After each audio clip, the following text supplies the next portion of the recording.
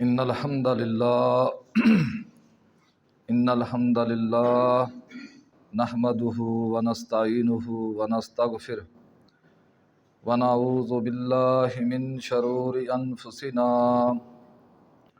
ومن سیئات اعمالنا من يهده الله فلا مضل له ومن يضلله فلا هادي له وأشهد أن لا إله إلا الله وحده لا شريك له وأشهد أن محمدا عبده والرسول يا أيها الذين آمنوا اتقوا الله حق تقاته ولا تموتن إلا وأنتم مسلمون يا أيها الناس اتقوا ربكم الذي خلقكم من نفس واحدة وخلق منها زوجها وبث منهما رجالا كثيرا ونساء واتقوا الله الذي تساءلون به والأرحام إن الله كان عليكم رقيبا يا أيها الذين آمنوا اتقوا الله وقولوا قولا سديدا يصلح لكم أعمالكم ويغفر لكم ذنوبكم ومن يطع الله ورسوله فقد فاز فوزا عظيما أما بعد فإن خير الحديث كتاب الله وخير الهدي هدي محمد صلى الله عليه وآله وسلم وشر الأمور محدثاتها وكل محدثة بدعة وكل بدعة ضلالة وكل ضلالة في النار أعوذ بالله من الشيطان الرجيم بسم الله الرحمن الرحيم ومن يعمل سوءا أو يظلم نفسه ثم يستغفر الله يجد الله غفور رحيم اللهم صل على محمد وعلى آل محمد كما صليت على إبراهيم وعلى آل إبراهيم إنك حميد مجيد اللهم بارك على محمد وعلى آل محمد كما باركت على إبراهيم وعلى آل إبراهيم إنك حميد مجيد رب اشرح لي صدري ويسر لي امري واحلل عقدة من لساني يفقهوا قولي رب زدني علما رب زدنی علما۔ ہر قسم کی حمد و ثنا اللہ رب العالمین کے لیے ہے، کیونکہ وہ اللہ پوری کائنات کو بنانے والا، پیدا کرنے والا اور زندگی اور موت پر قادر ہے، اور وہ پوری کائنات کا مالک ہے۔ اللہ کی حمد و ثنا کے بعد کروڑوں مرتبہ درود و سلام پیارے نبی حضرت محمد مصطفیٰ احمد مجتبیٰ صلی اللہ علیہ وآلہ وسلم کی ذات پر، جس مقدس رسول کو اللہ رب العالمین نے حق اور ہدایت دے کے مبعوث فرمایا۔ میرے محترم، میرے معزز، واجب الاحترام عزیز بزرگوں اور نوجوان ساتھیوں، اج دے خطبہ جمعہ دے اندر جو میرا موضوع ہے وہ ہے توبہ، کیونکہ انسان خطا کار ہے، اور اگر انسان اپنی خطا کرن تو بعد اللہ سے توبہ کرتا ہے تو اللہ تعالیٰ اس کو معاف فرما دیتے ہیں۔ سورہ نساء کی 110 نمبر آیت میں نے آپ کے سامنے تلاوت کی ہے۔ اس میں اللہ تعالیٰ فرماتے ہیں وَمَن يَعْمَلْ سُوءًا أَوْ يَظْلِمْ نَفْسَهُ، کہ اگر کوئی غلطی ہو جائے یا تم اپنی جان پر ظلم کر بیٹھو، ثم یستغفر اللہ، تو اگر تم اللہ سے بخشش مانگو گے، معافی مانگو گے، یجد اللہ غفور الرحیم، تو اللہ بہت زیادہ بخشنے والا اور بہت زیادہ رحم کرنے والا ہے۔ ایک حدیث میں آپ کے گوشے گزار کرتا ہوں۔ حضرت انس رضی اللہ تعالیٰ عنہ صحابی ہیں، اس حدیث کے راوی ہیں۔ وعن انس رضی اللہ تعالیٰ عنہ قال قال رسول اللہ صلی اللہ علیہ وآلہ وسلم، حضرت انس فرماتے ہیں کہ رسول اللہ صلی اللہ علیہ وآلہ وسلم نے فرمایا، کل بنی آدم خطاء، فرمایا کہ آدم کی ساری اولاد خطا کار ہے، وخیر الخطائین التوابون، مگر ان میں بہترین خطا کار وہ ہیں جو خطا کرنے کے بعد اللہ سے توبہ کر لیتے ہیں۔ وَأَخْرَجَهُ التِّرْمِذِي وَابْنُ ماجہ وَسَنَدُهُ قَوِيٌّ، اس حدیث کو امام ترمذی اور ابن ماجہ نے روایت کیا ہے۔ تو آپ صلی اللہ علیہ وآلہ وسلم کے اس فرمان کے بعد یہ بات واضح ہو جاتی ہے کہ دنیا میں کوئی بھی ایسا انسان نہیں ہے جو غلطی سے پاک ہو، ما سوائے انبیاء کے۔ اللہ کے نبی گناہ نہیں کرتے، وہ معصوم ہیں۔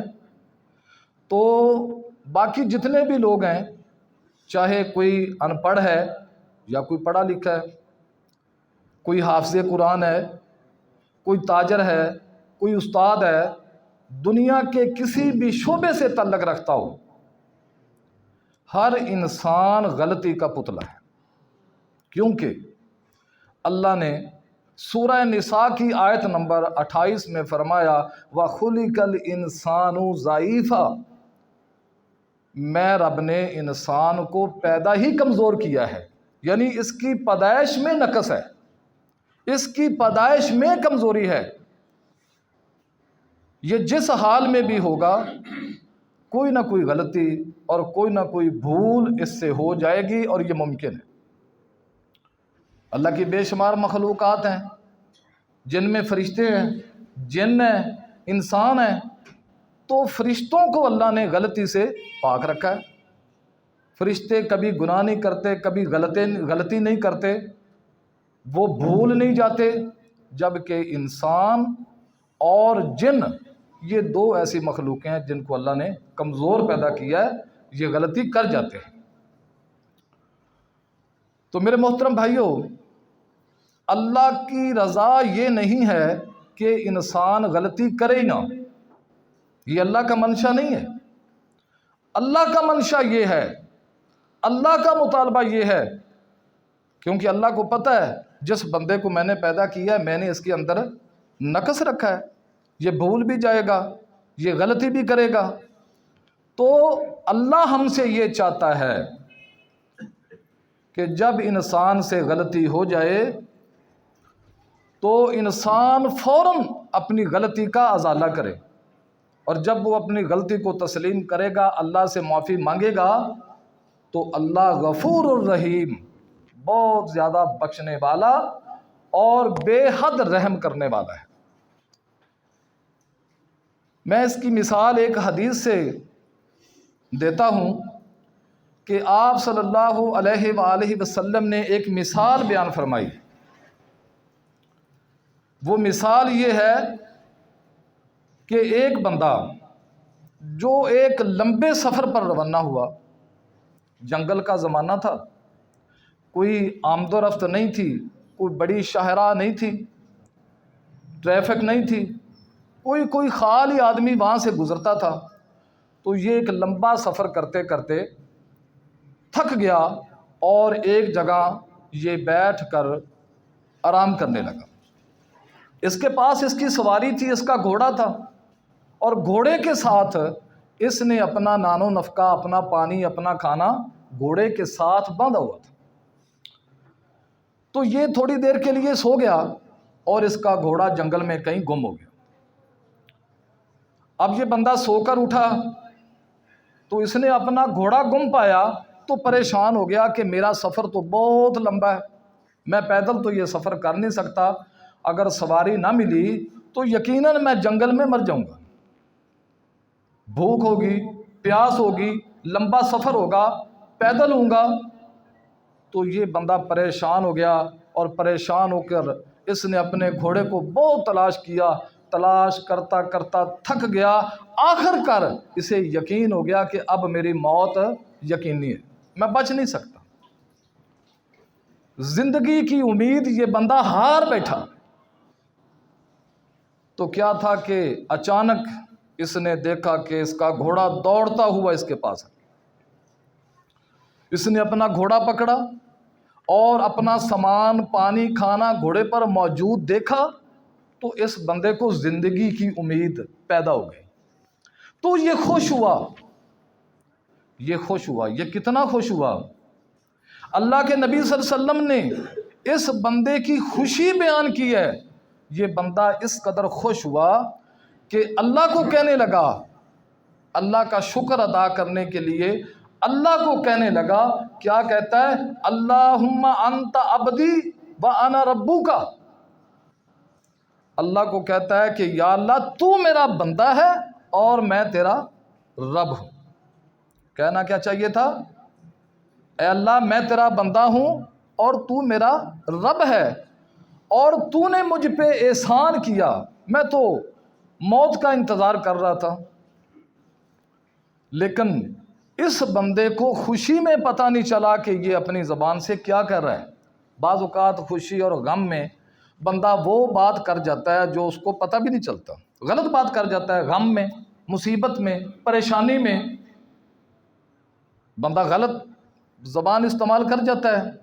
اسی طرح خوشی میں دیکھو خوشی کتنی تھی کہ یہ بندہ موت کا انتظار کر رہا تھا، تو اچانک اسے زندگی کی کرن نظر آئی، تو اس بندے نے اللہ کا شکریہ ادا کیا۔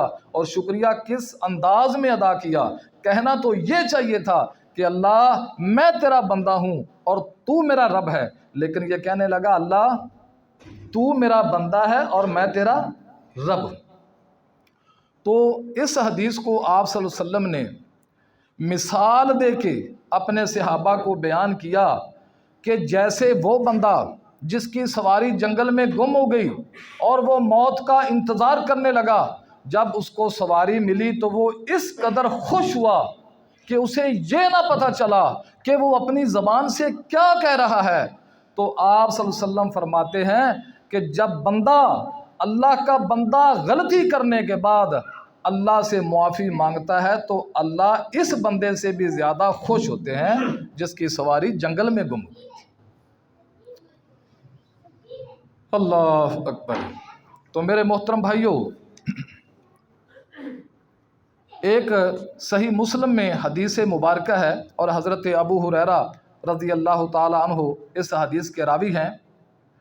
آپ صلی اللہ علیہ وآلہ وسلم نے فرمایا کہ اللہ کی قسم جس کے ہاتھ میں میری جان ہے، اگر تم لوگ غلطی نہ کرو، تم لوگ کوئی بھول چوک نہ کرو، تو اللہ تمہیں لے جائے اور تمہاری جگہ ایسے لوگوں کو لے آئے جو غلطی کرنے کے بعد اپنے رب سے معافی مانگے۔ تو اللہ کو یہ بات پسند ہے کہ بندہ غلطی کرے اور غلطی کرنے کے بعد اپنے رب سے معافی مانگے تو اللہ خوش ہو جاتا۔ اللہ اکبر۔ تو میرے محترم بھائیوں، یہ ہماری بدقسمتی ہے، ہم انسان ہیں اور انسان ہونے کے حوالے سے ہم سے گناہ ہو جانا کوئی بڑی بات نہیں۔ بڑی بات یہ ہے کہ جب غلطی ہو جائے تو فوراً اللہ سے معافی مانگو۔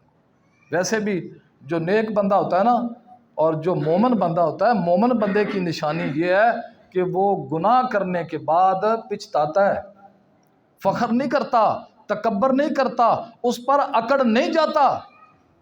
جس کے دل میں تھوڑا سا بھی اللہ نے جس کے دل میں ہدایت رکھی ہے، جس کے دل میں ایمان رکھا ہے، وہ غلطی کرنے کے بعد پریشان ہو جائے گا، اسے خوشی نہیں ملے گی۔ اور جو غلطی کرنے کے بعد تکبر کرے اور اکڑ جائے اور اپنی غلطی کو تسلیم نہ کرے تو وہ سمجھ لے کہ اس کے دل میں ایمان باقی نہیں ہے۔ اللہ اکبر۔ میرے محترم بھائیو، اگر انسان غلطی کرنے کے بعد اپنے رب سے معافی مانگ لیتا ہے تو اس کا مقام و مرتبہ کم ہو جاتا ہے، اس کو کوئی جو ہے وہ اس کی عزت میں کمی واقع ہو جاتی ہے۔ آپ دنیا میں دیکھیں، آپ کسی آدمی سے آپ کا جھگڑا ہو جاتا ہے یا کسی کا آپ کے ساتھ مسئلہ ہو جاتا ہے، اگر آپ کی غلطی ہے تو آپ اس بندے سے معافی مانگیں، کہہ دیں کہ یار ویری سوری، مجھے معاف کر دینا، یہ میری غلطی ہے، تو میرے خیال میں وہ بندہ غلطی معاف بھی کر دیتا ہے۔ ہم نے اکثر دیکھا راستے میں جاتے ہوئے موٹر سائیکل ایک دوسرے سے ٹکرا گئے تو کیا ہوتا ہے کہ اس کے بعد جھگڑا ہوتا ہے، تو جس آدمی کی غلطی ہو وہ فوراً کہے یار میری غلطی ہے مجھے معاف کر دو، تو دوسرا آدمی معاف کر دے گا اور خوش بھی ہوگا۔ اور اگر بندہ غلطی پہ غلطی بھی کرے اور اس پر اکڑ بھی جائے تو پھر لڑائی ہوتی ہے۔ اللہ اکبر۔ تو میرے محترم بھائیو، اللہ کیا فرماتے ہیں؟ اللہ فرماتے ہیں الا من تابا، جس بندے نے توبہ کی گناہ کرنے کے بعد، وآمنا وعملا عملا صالحا، اور ایمان لایا اور نیک عمل کیے، فاولئک یبدل اللہ سیئاتہم حسنات۔ اللہ کا انعام دیکھیں، اللہ فرماتے ہیں جو بندہ توبہ کرے ایمان لانے کے بعد اور نیک عمل کرے، بس یہ وہ لوگ ہیں یبدل اللہ سیئاتہم حسنات، اللہ ان کے گناہوں کو نیکیوں میں تبدیل کر دیتا ہے۔ اب دیکھیں، ایک طرف گناہ ہے ایک طرف نیکیاں ہیں۔ اب ایک آدمی نے بڑے گناہ کیے، گناہ کرتا کرتا وہ تھک گیا، ساری عمر اس نے گناہ کیا، ساری عمر اس نے بت پرستی کی، ساری عمر اس نے کفر میں گزارا، لیکن آخر میں وہ اللہ سے توبہ کر لیتا ہے تو معافی مانگ لیتا ہے، تو اللہ فرماتا ہے میں اس کے گناہوں کو بھی نیکیوں میں چینج کر دیتا ہوں۔ یہ اللہ کی رحمت ہے، اس لیے وہ غفور الرحیم ہے۔ اللہ اکبر۔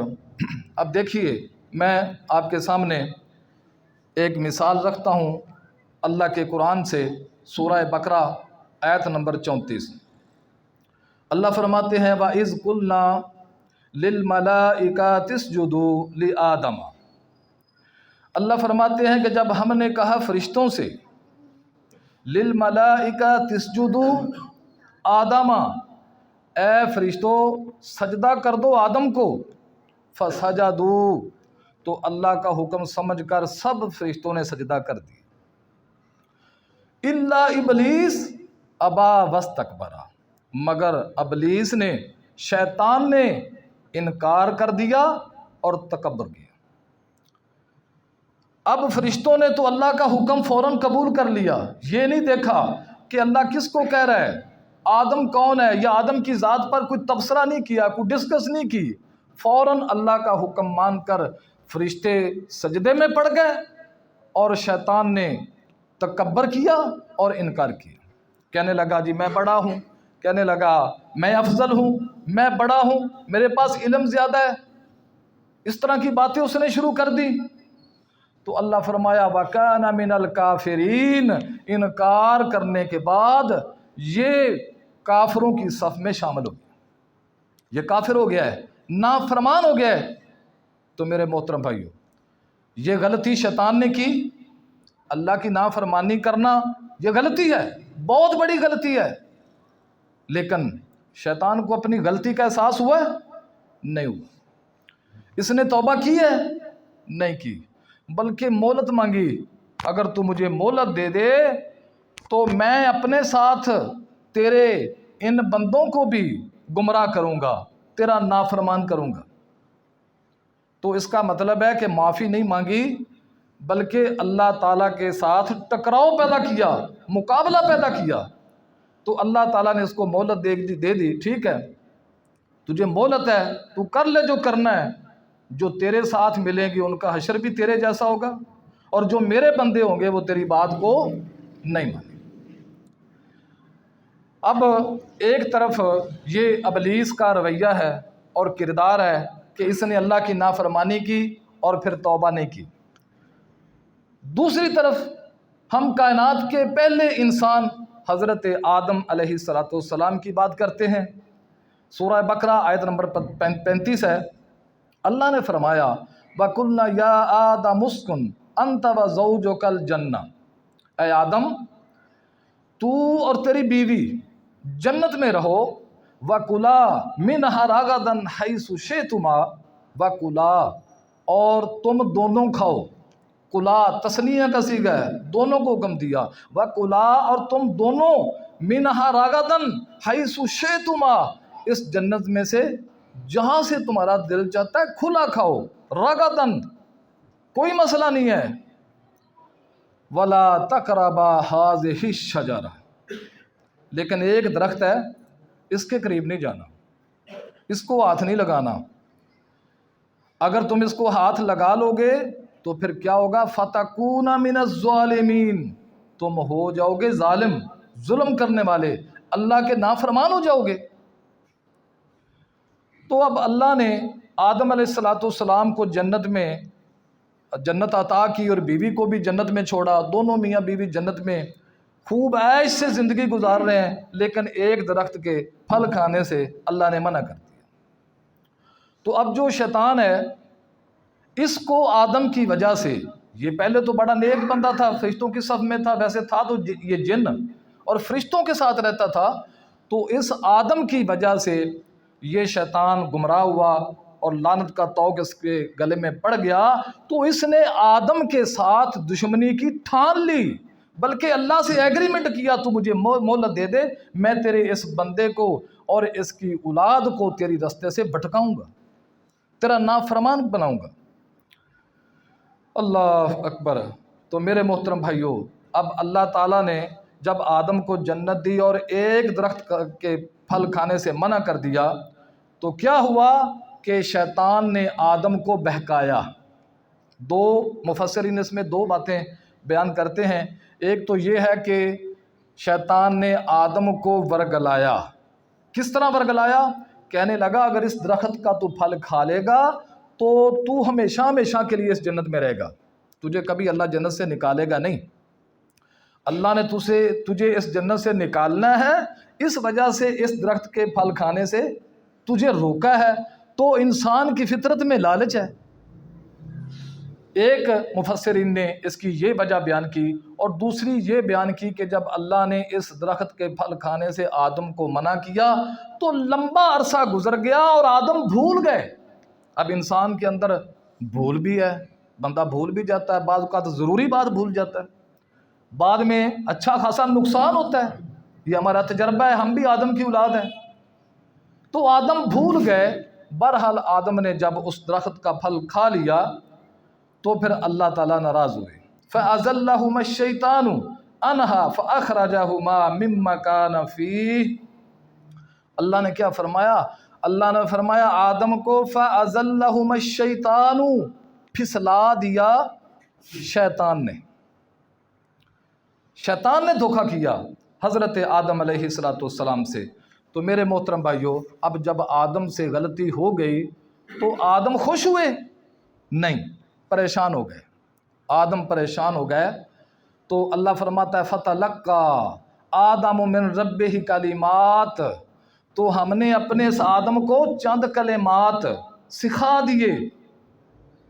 تو پھر آدم نے ان کلمات کے ذریعے اللہ سے دعا کی، کالا ربنا ظلمنا، کالا تثنیہ کا صیغہ، دونوں میاں بیوی نے، آدم اور حوا نے کالا کہا، ربنا اے ہمارے رب، ظلمنا ہم نے ظلم کیا ہے، انفسنا اپنی جانوں پر، وَإِن لَّمْ تَغْفِرْ لَنَا وَتَرْحَمْنَا لَنَكُونَنَّ مِنَ الْخَاسِرِينَ اگر تو ہمیں معاف نہ کرے گا، تو ہم پر رحم نہ کرے گا تو یقیناً ہم خسارہ پانے والوں میں سے ہو جائیں گے، ہم تو نقصان اٹھائیں گے۔ اے اللہ ہم سے غلطی ہوگی، ہمیں معاف فرما دی۔ سورہ اعراف میں آیت نمبر 23 میں اللہ نے آدم کی معافی نامہ اور آدم کے یہ معافی کے الفاظ اللہ نے قرآن بنا کر قرآن میں نازل کیے، تاکہ آدم کی اولاد جب قرآن پڑھے تو اپنے باپ کی غلطی اور غلطی کے بعد جو آدم نے اللہ سے توبہ کی اس کو پڑھیں اور آدم کی سنت پر عمل کریں۔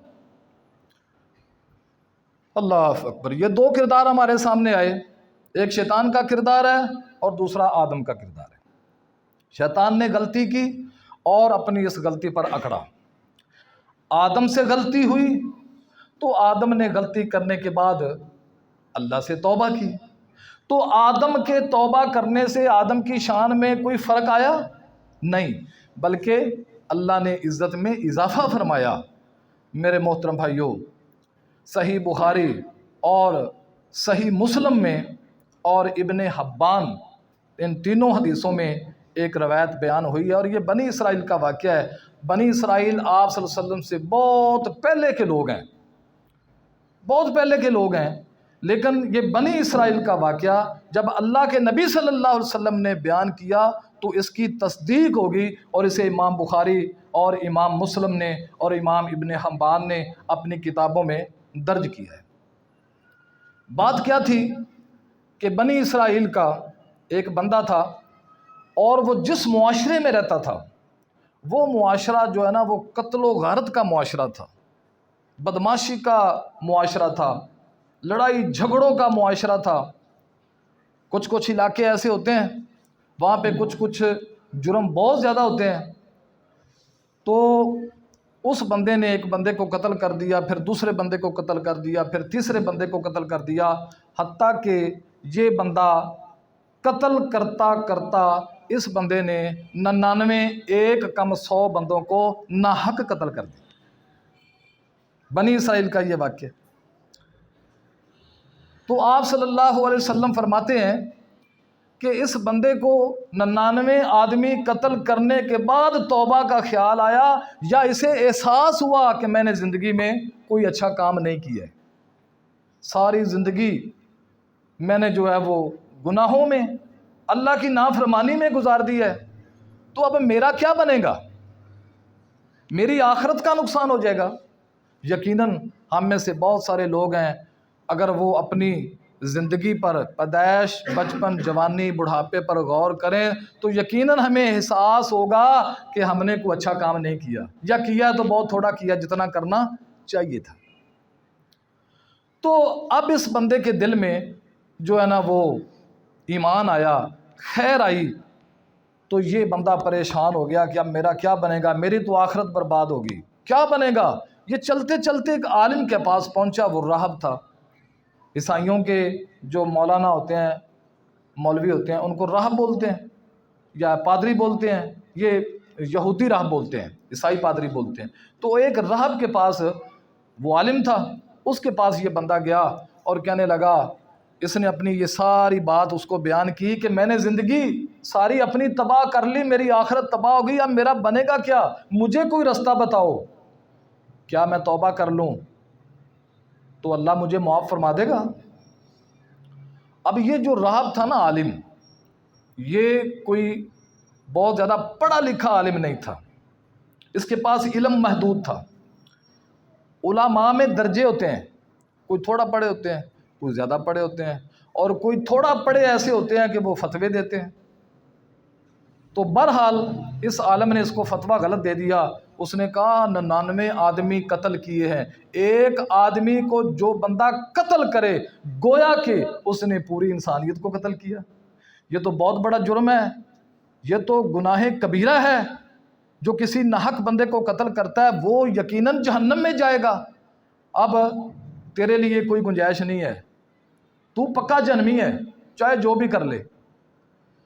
اب دیکھیں، جس بندے نے ساری زندگی گناہوں میں گزاری، آخر کار اسے توبہ کا احساس ہوا، لیکن اس کو فتویٰ غلط ملا، یہ پریشان ہو گیا، اور پریشان ہو کر جب اس کے پاس سے اٹھا تو اپنی تلوار سے اس راہب کو بھی قتل کر دی۔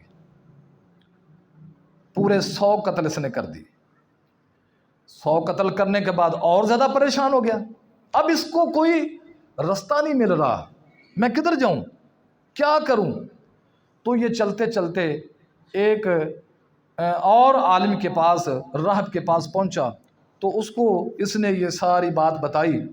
تو وہ پڑھا لکھا عالم تھا، اہل علم تھے، تو انہوں نے کہا کہ یقیناً تیرے گناہ بھی بہت زیادہ ہیں، اس سے بڑھ کر تو کوئی گناہ نہیں کسی بندے کو نہ قتل کرنا، تو نے 100 قتل کیے، تیرا گناہ بڑا ہے، لیکن تو جس رب سے معافی مانگنا چاہتا ہے اس رب کی بخشش بھی بڑی ہے، اس کی رحمت کا بھی کوئی کنارہ نہیں ہے۔ تو اگر تو اللہ سے معافی مانگ لے تو یقیناً اللہ تعالیٰ تجھے معاف فرما دے گی۔ اللہ اکبر۔ اور دوسری نصیحت یہ کی کہ تو کس علاقے کا رہنے والا ہے؟ کہنے لگا جی فلاں علاقے کا۔ کہا ادھر تو ایسے ہی چلتا ہے، وہاں تو ایسے ہی ڈاکوؤں کا راج ہے، قتل و غارت ہے، وہاں کے لوگ تو اچھے نہیں ہیں۔ تو ایسے کر، اللہ سے توبہ بھی کر لے، اپنا علاقہ بھی چھوڑ دے، فلاں علاقے کی طرف چلا جا، وہاں کے رہنے والے لوگ نیک ہیں، اچھے لوگ ہیں، ادھر چلا جا۔ اب اس بندے نے ان اچھے لوگوں کی طرف سفر شروع کیا۔ جو معاشرہ ہوتا ہے نا، معاشرہ یہ بندے کو خراب کر دیتا ہے۔ اللہ کے نبی کی ایک حدیث ہے نا کہ آپ صلی اللہ علیہ وسلم نے فرمایا، ایک مثال بیان کی، فرمایا کہ لوہار کے پاس بیٹھنے سے کپڑے جل جائیں گے، اور خوشبو بیچنے والے کے اگر بندہ پاس بیٹھ جائے تو خوشبو اگرچہ نہ بھی خریدے لیکن اس کو پھر بھی وہاں پر بیٹھ کر خوشبو حاصل ہوگی۔ تو اس کی مثال ایسے ہے کہ اگر تم کسی برے بندے کی دوستی اختیار کرتے ہو، صحبت اختیار کرتے ہو، تو آہستہ آہستہ وہ صحبت تم پر اثر انداز ہو جائے گی، اور اگر کسی نیک آدمی کی صحبت اختیار کرتے ہو تو پھر نیک بندے کی جو ہے نا وہ اثرات تم پر آ جائیں گے۔ تو اس لیے رسول اللہ صلی اللہ علیہ وسلم نے اچھے لوگوں سے دوستی، اچھے لوگوں سے تعلق، اچھے لوگوں سے رشتہ داری کرنے کا حکم دیا۔ تو یہ بندہ توبہ کر کے اپنے علاقے کی طرف، دوسرے علاقے کی طرف جہاں پہ نیک لوگ رہتے تھے ادھر چل پڑا۔ تو کیا تھا کہ ابھی تھوڑا ہی سفر کیا تھا اور اس کی موت کا وقت آیا اور یہ بندہ فوت ہو گیا، وہاں پہنچ نہیں سکا، رستے میں فوت ہو گیا۔ اب اس کی روح کو قبض کرنے کے لیے اللہ کے فرشتے آئے۔ تو فرشتے دو طرح کے ہوتے ہیں کہ ایک بندہ نیک ہے، اس کے لیے جو ہیں وہ فرشتے آتے ہیں، وہ جنت سے سامان لے کر، کوئی ریشمی رومال لے کر، یا کوئی جنت کا ساز و سامان لے کے آتے ہیں جس میں اس کی روح کو لے کے جاتے ہیں۔ اور دوسرے وہ فرشتے ہیں جو جہنمی بندہ ہوتا ہے، گنہگار بندہ ہوتا ہے، اس کا جو جہنم میں سے وہ اس کا ساز و سامان لے کے آتے ہیں اور اس کی روح کو اس میں جو ہے وہ قید کر کے لے جاتے ہیں۔ اب دونوں طرح کے فرشتے آ گئے۔ کچھ فرشتے کہنے لگے اس کی روح ہم لے کے جائیں گے، دوسرے کہنے لگے ہم لے کے جائیں گے۔ تو فرشتوں کے درمیان آپس میں تکرار ہوئی، بحث ہوئی، مباحثہ ہوا۔ تو آخر کار فرشتوں نے اللہ سے رجوع کیا، یا اللہ اس کی روح کدھر جانے والی ہے؟ یہ بندہ جنتی ہے جہنمی ہے، ہمیں واضح کر دے۔ تو اللہ نے فرمایا کہ یہ بندہ جہاں سے چلا ہے، جہاں اس نے جانا ہے، اس کا جو ہے وہ رستہ جتنا بنتا ہے وہ ناپ لیں، اور اگر اس کا آگے والا رستہ جدھر یہ جا رہا تھا، آگے والا رستہ اس کا کم ہے، پچھلا زیادہ ہے، تو یہ جنتی ہے، اور اگر اس کا پچھلا سفر زیادہ ہے، آگے والا کم ہے، تو یہ بندہ پچھلا تھوڑا ہے، آگے والا زیادہ ہے، تو یہ بندہ جہنمی ہے۔ اب تھا تو یہ کہ اس کا آگے والا سفر زیادہ تھا اور پچھلے والا تھوڑا تھا، اس قاعدے کے مطابق تو وہ بندہ جہنمی تھا۔ لیکن جب فرشتوں نے ماپنا شروع کیا تو اللہ نے آگے والی زمین کو حکم دیا سکڑ جا، اور پچھلی والی زمین کو حکم دیا پھیل جا۔ تو اس لحاظ سے آگے سفر تھوڑا بنا تو اس کی روح کو وہ جنت والے جو فرشتے تھے وہ لے کر چلے گئے۔ تو آپ غور کریں کہ گناہ بھی کتنے کیے، لیکن اللہ کی رحمت دیکھیں، اللہ کی رحمت بھی بڑی ہے، وہ غفور الرحیم ہے، رحمان ہے، رحیم ہے۔ تو ہمیں کسی بھی صورت اللہ سے مایوس نہیں ہونا چاہیے۔ مایوسی گناہ ہے، اللہ سے مایوس نہیں ہونا چاہیے۔ یقیناً اللہ تعالیٰ کی رحمت بہت وسیع ہے، اس کا کوئی کنارہ نہیں ہے۔ دیکھیں اس بندے نے اپنی ساری زندگی گناہوں میں گزاری، لیکن آخر میں اس کے دل میں خیر تھی، اس نے اللہ سے معافی مانگ لی تو اللہ نے اس کی معافی کو قبول کر دیا اور اس کو جنت دی۔ ٹائم کتنا باقی ہے؟ مجھے ٹائم کا نہیں پتہ چل رہا، کتنے منٹ ہے آپ سے؟ ہاں اچھا اچھا اچھا۔ تو میرے محترم بھائیوں، بات کرنے کا مقصد یہ ہے، یہ جو جمعہ ہوتا ہے نا، اس جمعے کے اندر ہم اللہ کے قرآن کو، نبی صلی اللہ علیہ وسلم کے فرمان کو ہم سنتے ہیں، بیان کرتے ہیں اپنی زندگی کو سنوارنے کے لیے، اپنی آخرت کو سنوارنے کے لیے۔ اور میں سمجھتا ہوں جن کو اللہ تعالیٰ اپنے گھر میں جمعے کے دن حاضر ہونے کی توفیق دے دے، یقیناً وہ اللہ کے ہاں خوش قسمت لوگ ہیں۔ بہت سارے لوگ ایسے بھی ہیں جو اپنے گھروں میں مصروف ہیں، اپنے کاموں میں مصروف ہیں، وہ نماز جمعہ بھی ادا نہیں کرتے۔ تو میرے محترم بھائیوں، ہمیں انسان ہونے کے ناطے یہ سوچنا چاہیے کہ غلطی ہم سے ہوتی ہے، لیکن ہم اگر غلطی کرنے کے بعد اللہ سے فوراً رجوع کر لیتے ہیں، توبہ کر لیتے ہیں، تو اللہ تعالیٰ وہ اتنا رحمان ہے، وہ صرف ہمارے گناہ ہی نہیں معاف کرتا بلکہ ہمارے گناہوں کو بھی نیکیوں میں بدل دیتا ہے۔ تو اللہ تعالیٰ سے دعا ہے کہ اللہ تعالیٰ ہمیں صحیح اور سچا مسلمان بنائے۔ وآخر دعوانا ان الحمدللہ رب العالمین۔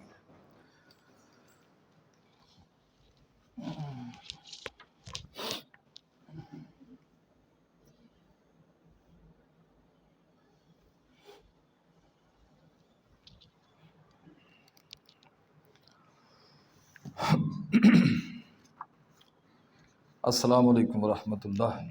ان الحمد للہ نحمده ونستعینه ونستغفره ونعوذ باللہ من شرور انفسنا ومن سیئات اعمالنا، من يهده الله فلا مضل له ومن يضلله فلا هادي له، واشهد ان لا اله الا الله وحده لا شريك له، واشهد ان محمدا عبده ورسوله۔